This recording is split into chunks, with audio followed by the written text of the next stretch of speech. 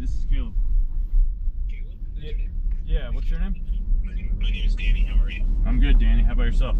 Well, I mean, you just said you're good, so I guess you already answered that, but... Yeah, don't worry. Yeah, I'm pretty good. I'm just working this morning, so I don't want to take up too much of your time. I just wanted to give you like a general overview of the jobs, see your interest, and then we can do a formal interview in the future. I'm not super worried about like what your experiences right now.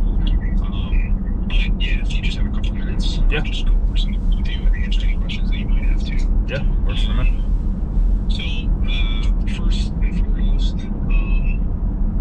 have you looked up the position once I told you what it was? Have you looked up anything about it? Maybe have any questions? I looked up a little brief segment of it last night. It said something about how, like, basically what you would do is you get in contact with, like, the shippers and then, like, the people that have the freight, and you combine them together. It's kind of like the middleman in between the two of them. Right. Give me 1 second.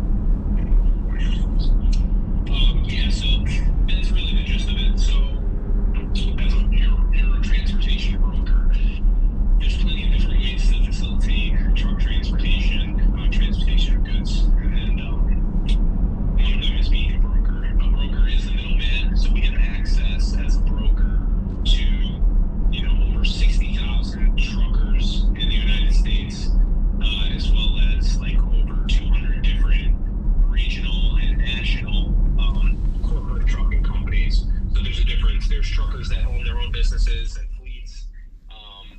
A lot of those 53-foot semi-trailers that you see on the road, like a lot of those are owner-operators. There's truck drivers that drive for a living, and then there's big corporate companies that own massive amount of fleets of trucks that do like a network, and that's something that you would train on. But that's the gist of it. You want to connect those trucks with the shippers. The shippers is where the selling really is. You're essentially building a book of business, cold calling, or cold emailing, or warm outreach, networking. You can do door-to-door. There's so many different things you can do. It just depends what's most efficient for you. Yeah. And you're going to essentially need to convince the shippers to use you. The market, I'll be completely honest with you, like being a freight broker. Are you in the car right now? Yeah, I'm driving. I'm going up to the mountains today, so I don't have a computer in front of me or anything like that. No. I just want to make sure. I hear a lot of stuff in the background. I didn't know if like it was my phone or something like that. Yeah, no, that's me. That's my bad on that side. No, you're good. The market itself, there are a lot of freight brokers. I won't lie to you. But the good thing for us, or people that know what they're doing, is that like 95% of freight brokers really suck. They're not very good at their jobs. They're not very customer focused. They're very transactional. This can be a very transactional type of business, but the best way to conduct this type of business is to be very relationship focused. So, for instance, I've had most of my clients over the last 10 years, and any new client I get, they work directly with me for a very long time, usually only me. Whereas a lot of other brokers, they're begging for scraps, and they're begging for shipments to come their way that they're battling over with like 10 other brokers. That's not the way that I do business, and that's not the way that I train people to do business either. But just giving you a heads up, it is a little bit of a saturated market, but any good, sales job that can make you a ton of money is going to be saturated because everybody wants to do it, but not everybody can do it. Nope. So essentially, when you build a book of business, most of your clients, when you get a client, you're going to be very happy. It's usually not a one transaction ordeal, as long as you qualify them correctly. So usually when you get a new client, that client more than likely is going to ship their product multiple times a month after month after month, year after year. So when you land them and you finally get your opportunity and you do a good job on that first one, that second one, that third one, they're going to return to you, week after week, month after month with different shipments. So it's an ongoing sales cycle. Not really a sales cycle. It's not like you always have to sell yourself every single time, but it's an ongoing income. Yeah. What I should say. You're going to say, hey, Caleb, I have another shipment going to Texas. Can you get me a truck on this? Can you get me a rate on this? Sure, Mr. Prospect. And then you develop a relationship with them where they, hopefully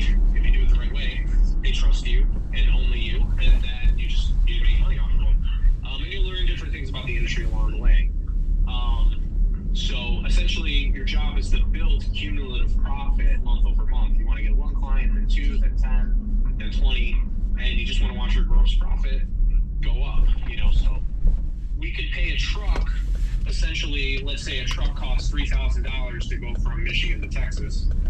I'm just using that as an example. Yeah. That's what I just looked. But you charge your client $4,000. Okay, so you just made $1,000 profit. Mm-hmm. Out of that profit, you'll get a split of the profit. That's your commission percentage on the profit.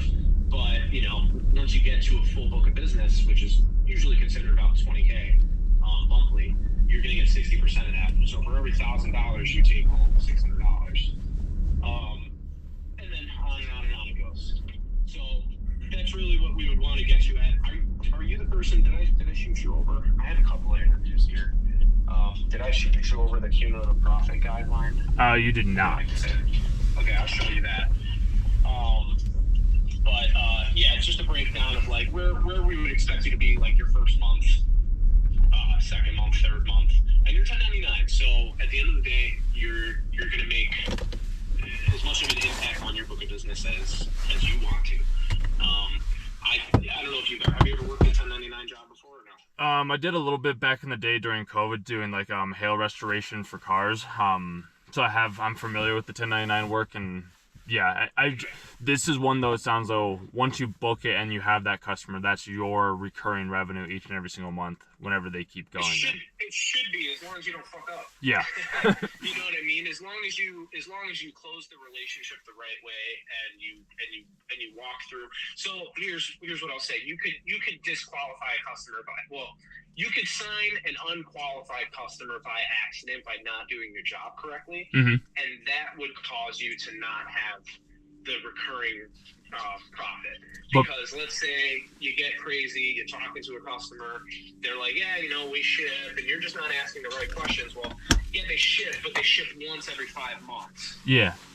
And if you didn't qualify them correctly, you're like, okay, I'm waiting for more, and that more doesn't come. And that's just a matter of your sales cycle. That just means that you missed a step in qualifying the customer and in the sales cycle. And that's really not on anybody but you. And it's happened to me before, a long time ago, when I was just very eager to get a customer. And it feels good. Listen, there's times that that you ship with a one-off customer. Yeah. There's times that you want to make some money. That's fine. You don't always have to go after the customer that ships 40 times a month. You can go after the one that ships 2-3 times a month, but every time they ship, you make $500 a shipment. I have customers like that, so that's $1,500 a month there. Yeah, so you don't have to deal with them 3 times. That's what I was wondering. Was it was as long as they're getting shipments for the person that I sell, I get commission on that said sale that I ended up making. It's not like it's just a one and done type of thing. That was just what I was trying to clarify. Oh yeah, pretty much. You're every single time that they send in a shipment, the profit on that load is going to go commission for you. Awesome. Now, this is a cradle to the grave position, so you would be learning from the ground up mm-hmm. how to manage your own book of business. So you'd be learning about the trucking industry and actually, getting trucks for the customers, which is very easy. It's the easiest part of the business. I'd say selling is 10 times harder. Mm. So, there's two different ways to go about it. There is sales only positions where you're just a front forward facing salesperson. That doesn't scale as high, or as quickly, I should say, as far as sales and profits go. So like you would be the front facing salesperson, and then there's a carrier sales rep behind you that does all of the booking and the freight and the operations itself. So you're just gaining clients, building relationships. They're sending in their requests, and that's fine. The commission doesn't scale as high or as fast. Mm-hmm. And then there's cradle to the grave, where you get the client, you build a relationship, they send the tenders for the load straight to you. You go find the truck, book the truck, deal with the carrier, deal with the shipment from A to B. And obviously, if you're doing all of that work, you're going to get a much higher commission because there's nobody working under you to, have to pay for that. Yeah, that makes sense. Yeah. So that's pretty much the gist of it. It's a lucrative business once you're rolling. It's a very non-lucrative business if you're a very transactional type of person, really. Mm-hmm. If there's a ton of, and how old are you, Caleb? 28. So there's a ton of young college kids that come straight out of college. They go work at big box brokerages. They go through a 30, 40 person training class, and then they just hammer the phones. They don't try to find pain points. They just say, hey, can I get your rate? Can I get your rate? Can I get your rate? We can do it cheaper. If you sell on price, you lose on price. So really what we try to do in my business is we try to find people that understand that you have to be value propositioning, you have to find pain points, and you have to solve a problem that the customer has that's not based on price. Yep. Because you win them on price, you're going to lose them on price eventually. You really want to weed through shitty customers. There's tons of shitty customers out there. There's tons of customers that'll be like, yeah, I'll email you. And then they email you and they email 20 other people at the same time, and they make you guys fight for fucking nothing. Yep. You just don't want that. You want somebody who respects your time and values your time, and that you can service and feel good about your job at the end of the day. Like, oh, I did a great job. Exactly. It feels great. It feels great to, in this industry, in my opinion, the most rewarding feeling is if you have a logistical mind like I do. I'm married. I got to deal with my wife every day. She's a mess. I like to organize things. I like to keep things moving, smoothly. So I bring that to work. I want to do that for my clients. I want to make sure that their supply chain is moving smoothly. So the most rewarding thing for me is figuring out how to move. Right now I'm doing a 53-foot truck of lights going to a hospital in Texas. There's going to be an electrician's crew on site on Thursday, but we can't deliver until Wednesday. But technically I can't get it there until Thursday. They're like, I don't want to pay for downtime. So how do I figure this problem out and still make a ton of money? Yeah. The more complicated it is, the more money there is in it for you. I just booked this truck for $4,000 in profit that's going to pick up on Tuesday and deliver on Friday of next week. Figured that out right before I called you. And it's a good feeling. You're like, I just made a fuck ton of money. And I also figured something out. My customer said, thank you so much for your help. Good job. They're not complaining about price. They're not complaining about anything else. They trust you to do it. You kind of take that home with you. It's a rewarding feeling. So that's the job in a nutshell. There's way more to it as far as the trucking aspect is concerned. Operationally, sales wise, it's gonna, if you have sales experience, I don't know how much you have, but I do. As long as you're coachable and you have a good personality and you can listen, you'll pick up the sales script. I wouldn't say script. It's not really a script. It's more of like just a strategy. Okay. We're not. It's not like a boiler room. The people that do the boiler room sales stuff, they lose. Yeah, I've noticed that. They're just. Yeah, they lose. I approach things as a person. Sales guys. Yeah, I approach it. It's what's called like the NEPQ. Mm-hmm. It's essentially just it's emotional selling. It's really based on listening and asking the right questions and really handling objections in a very nuanced and emotional way, rather than just trying to barrel through shit like, hey, what's your name? Like, get me. Can I talk to the shipping department? Like, hey, what's your rate on this? What's your rate on this? Like, I can do better. Fuck your competition. Like, that type of stuff is never going to work out. Not anymore. No. It's maybe 5-6 years ago it did. Not anymore though. So, yeah, that's pretty much it in a nutshell. We can teach you that pretty easily. So yeah, if something like this interests you, we could definitely move forward with a formal interview process. And then as far as 1099 goes, it's probably different. Well, it depends what you want. You let me know. If you want to be a front-facing salesperson, or if you want to be a cradle-to-grave person, either way, the 1099 aspect of both of those is going to be probably different than the 1099 you've experienced before.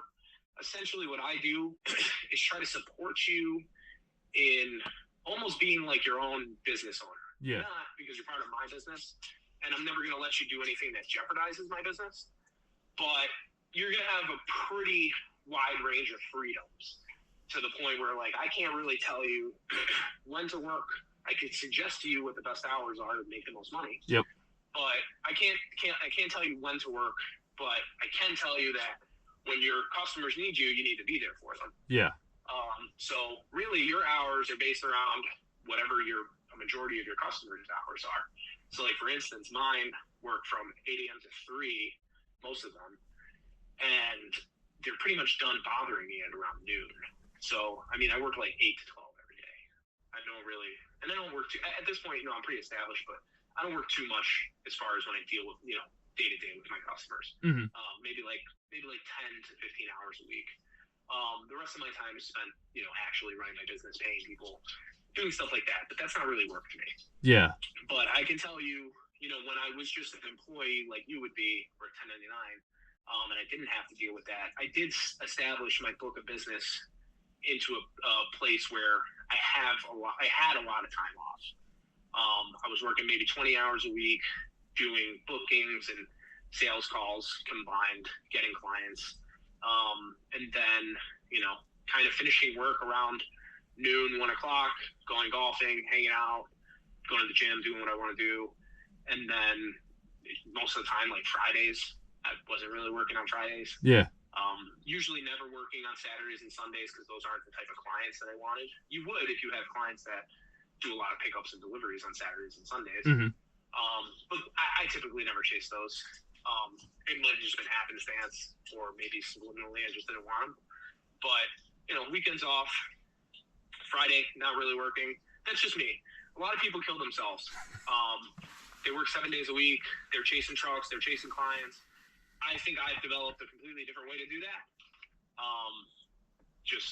I don't know, working smarter. Yeah. But, in my experience, and I can only speak for me, I don't know how many other brokers like that, have that experience, but my experience and my two sales guys, there's a lot of freedom involved if you set yourself up correctly. So it's a pretty chill job. You work from home. All you need is a computer and a monitor, a couple notepads, and then, you're pretty much golden.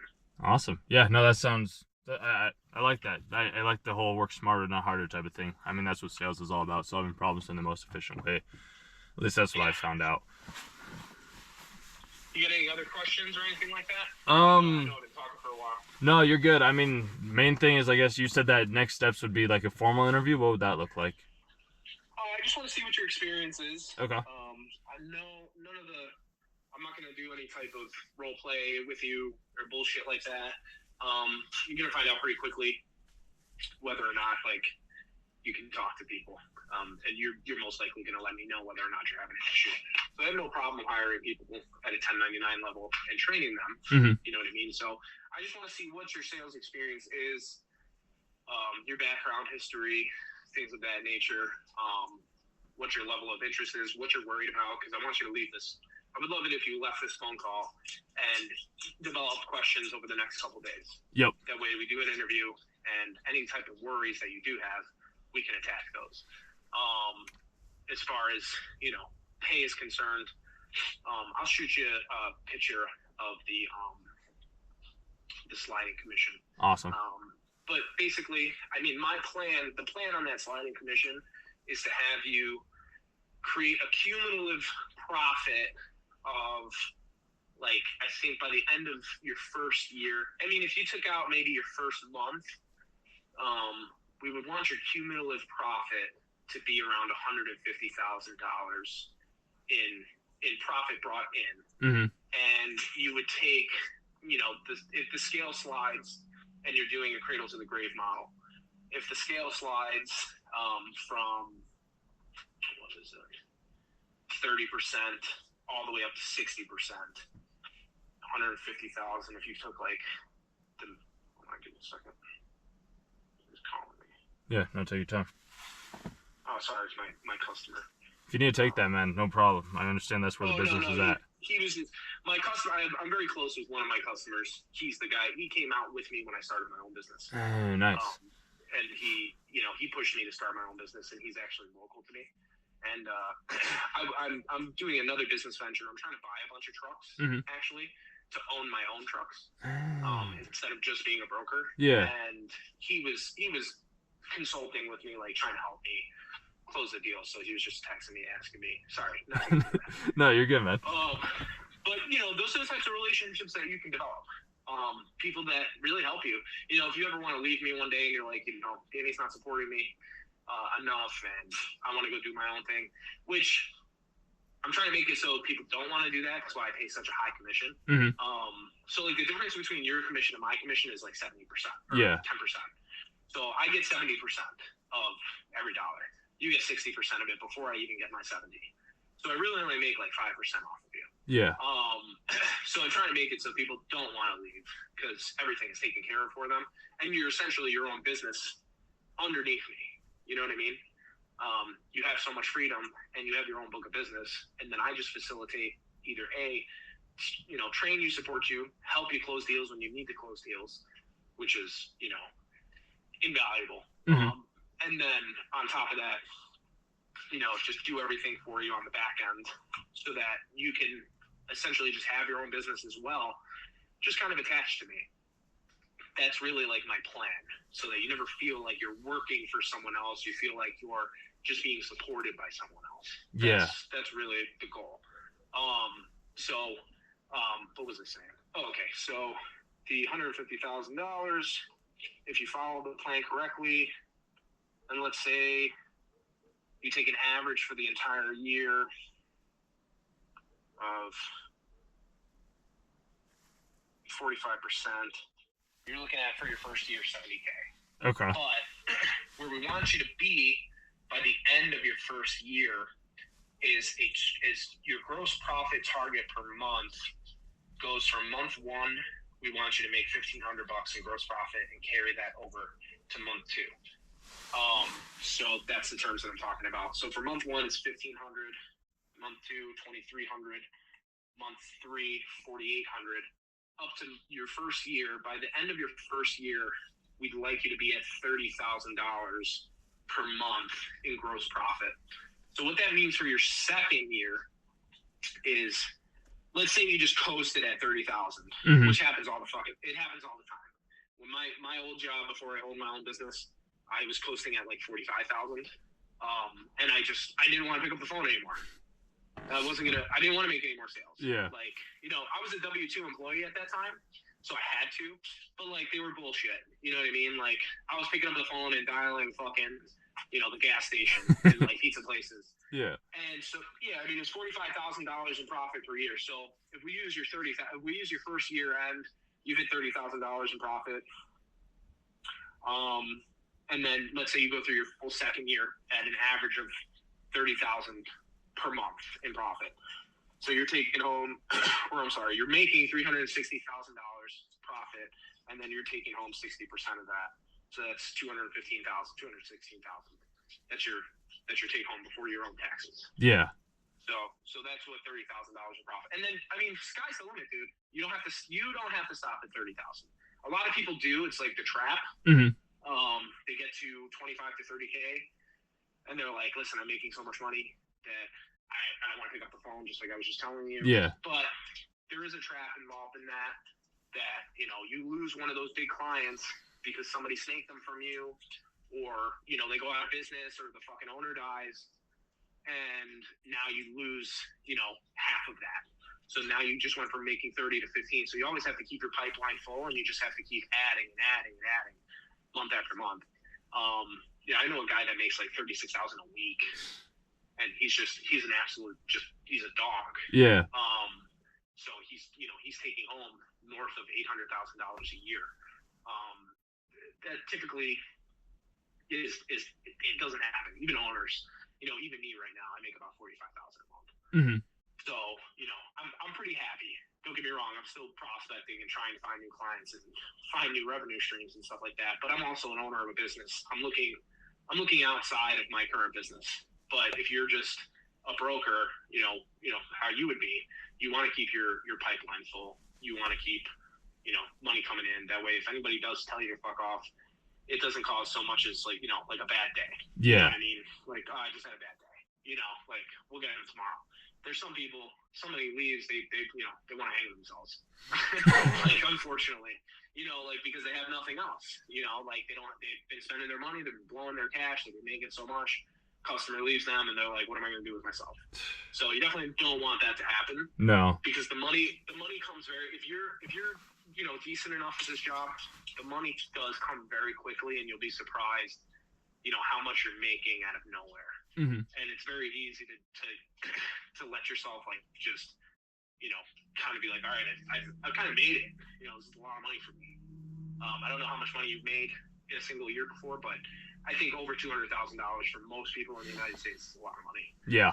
I mean, most people over $100,000 a year is a lot of money for a lot of people in the United States, it seems like nowadays too, which is a little sad. And where are you from? Colorado.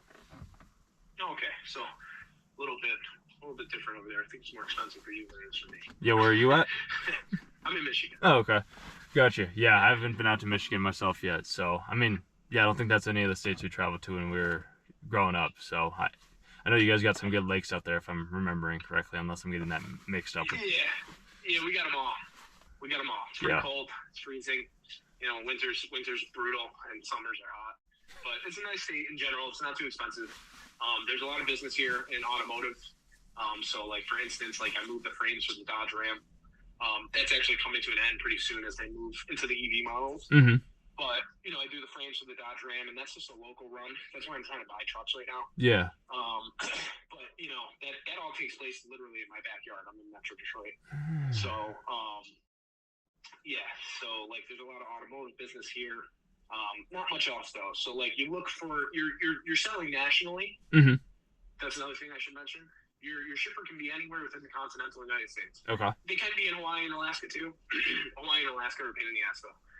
Tons of money because of how complicated they are, but it's not something I ever wanted. It's not something I want for my employees either, especially a 1099 position. But anyway, continental United States, you can call businesses that are in California, Oregon, Pennsylvania, Florida. There's different types of things. There's produce.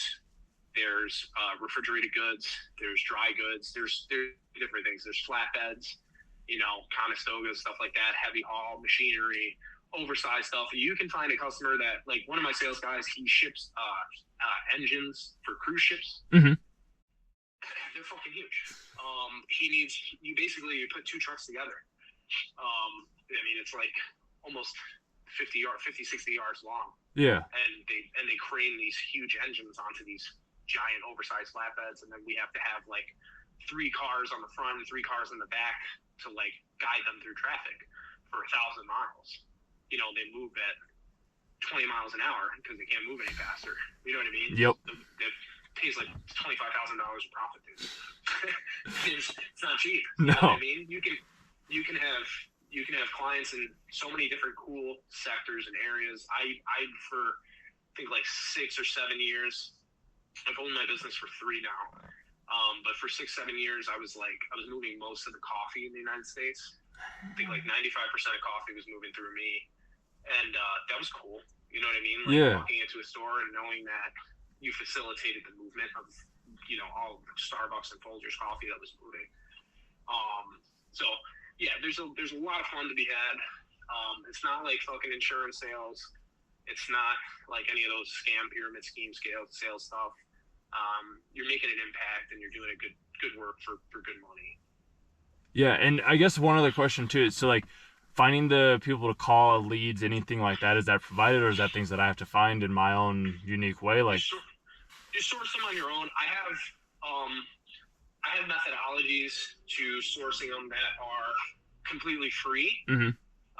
As a 1099, anything that I can't provide anything for you as a 1099. So like, I can't buy you stuff to help you. Yeah.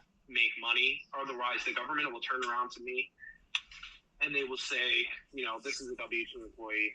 You need to pay him a salary or you have to get rid of him. So basically, like, my biggest thing is like having to avoid stuff like that. I really can't tell you what to do. Mm-hmm. I just guide you in the right direction. And then prevent you from destroying my business. I have the right to do that. Yep. Not that you would. But essentially, there's lead gen software out there that I use a system called Apollo that does. They've got like 16 million businesses in their database with names, contacts, emails, phone numbers. It sets up sequencing for me, so I can put together an email sequence, and like first email, second email, automated. Third task is a cold call or warm call, whatever you want to call it. Then they do an automated email after the call, depending on what happens. So you can go in there and you can say, I want to find companies in this industry, in this state, that do $5 to $10 million in revenue, and it'll spit out, 3,000 leads. And you just put those all into a sequence and you use those as like resourcing. That costs you about $100 a month, and it's an investment in your future. Then there's free methodologies that I used to use before, like the AI and the, all of this lead software got pretty good. You basically just go on Google and you start going, hey, I want to look up companies that ship ice packs. What are the biggest ice pack manufacturers in the United States? Yeah. Google will tell you that. Or you go and you look up trade shows. This was huge for me when I first started. You go look up a trade show, and let's say it's, what do you like to do? What's your favorite? What's your hobby? Lifting at the gym, yoga, anything fitness-wise is typically my hobby. Okay, so let's say you go to like Arnold Classic. Yeah.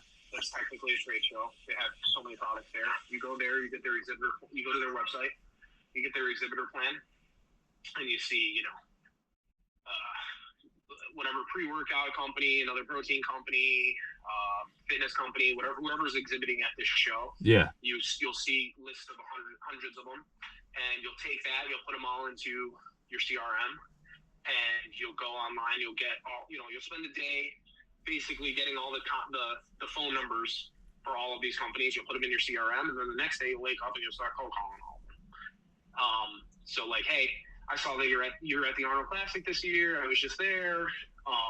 I wanted to talk to you about your product, XYZ. Yeah. Shit like that. So that's a good way to find leads. Another great way to find leads is to call things that you're just super interested in, that you use on a daily basis.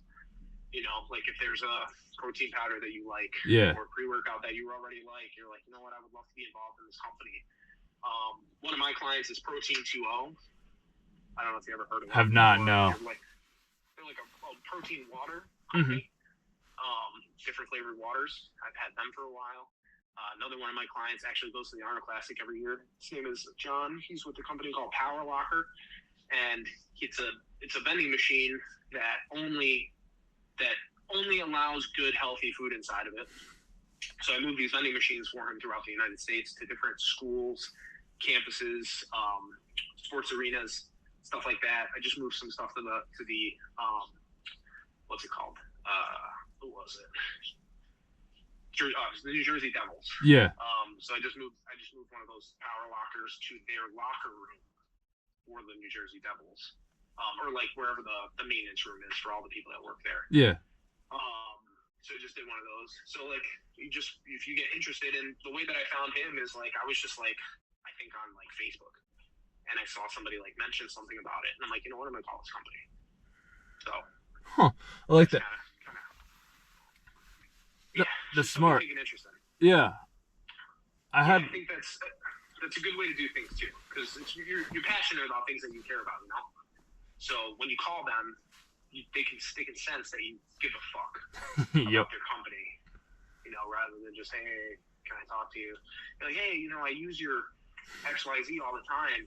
I love it. Oh, you do? Yeah, no, I do too. And then you just have a conversation. That's kind of how it works. Awesome. The other thing that I had too was, is there certifications involved or anything like that?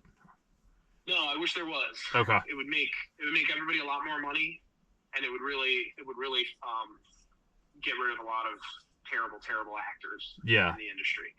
So no, short answer, no.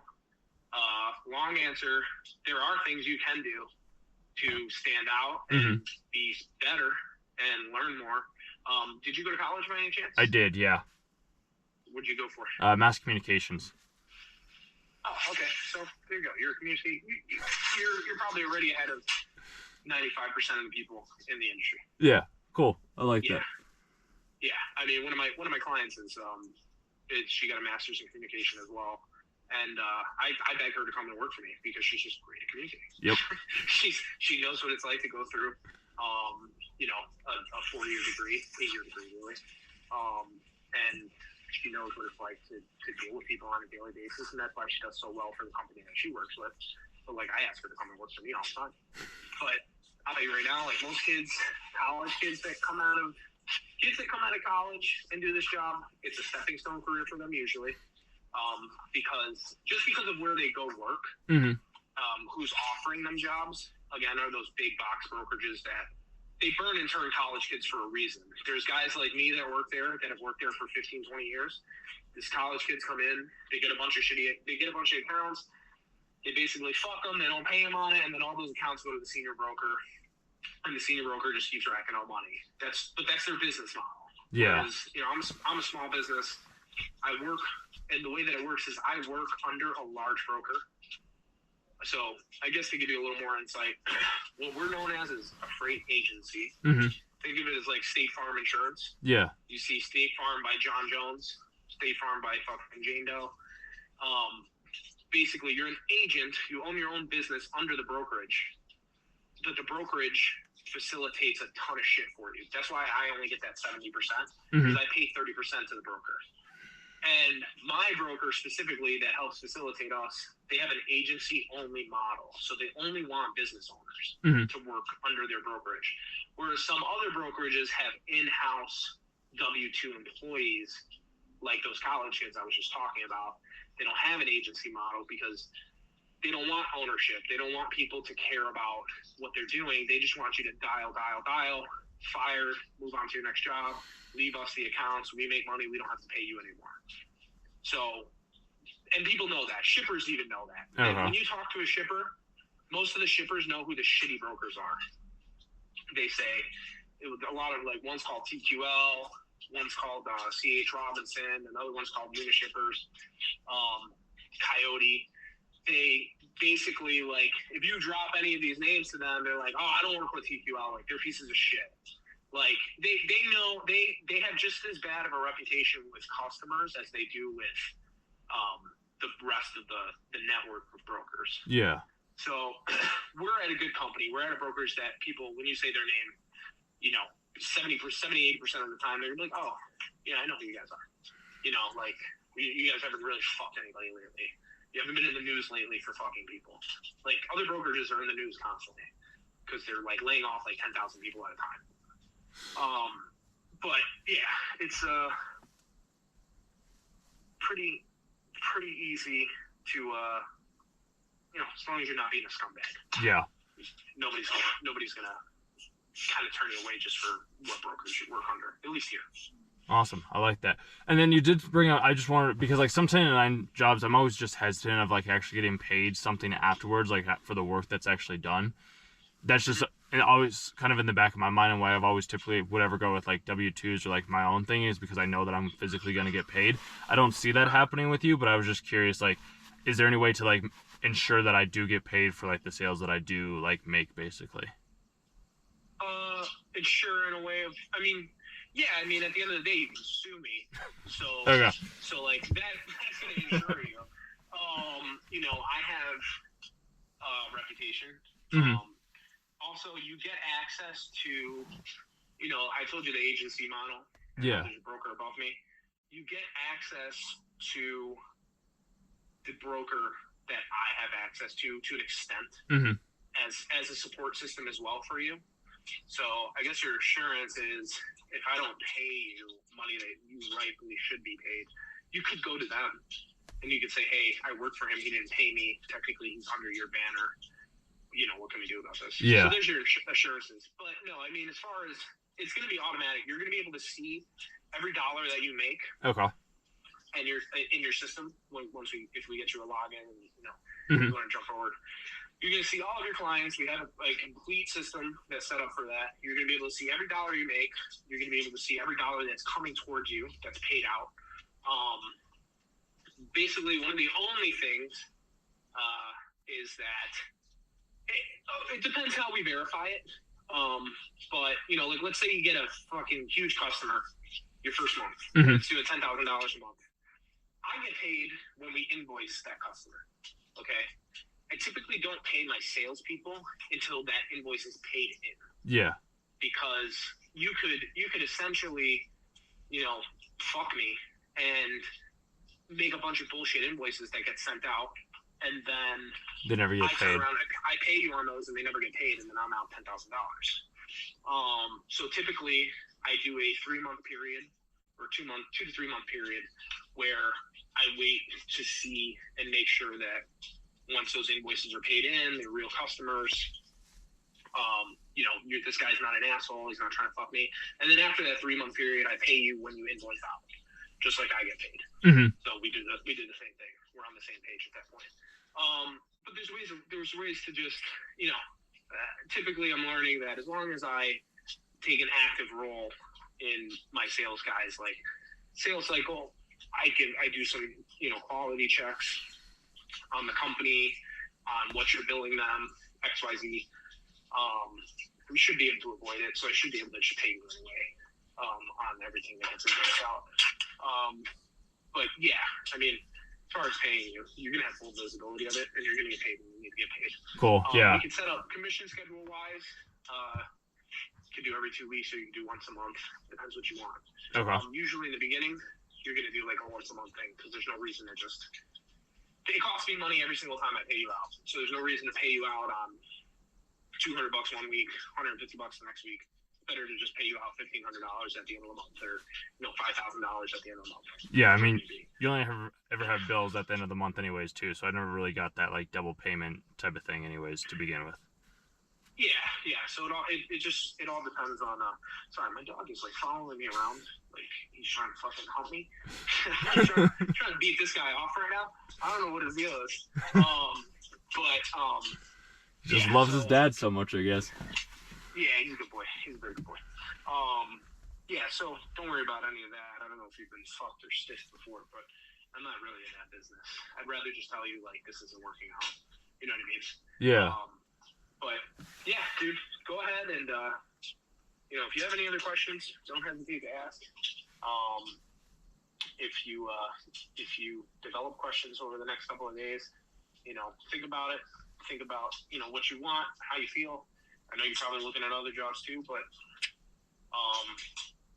we can have a quick formal interview in the future, see when your start date would be, and then go from there, put together your whole training package. As far as training, not anything too serious. Mm-hmm. I believe in letting you learn the industry as it comes at you. So, like, to sell, yeah, you do need to know a little bit, and I'll give you the rough overview of everything that you are selling. But from the sales strategy, the qualifying questions, and the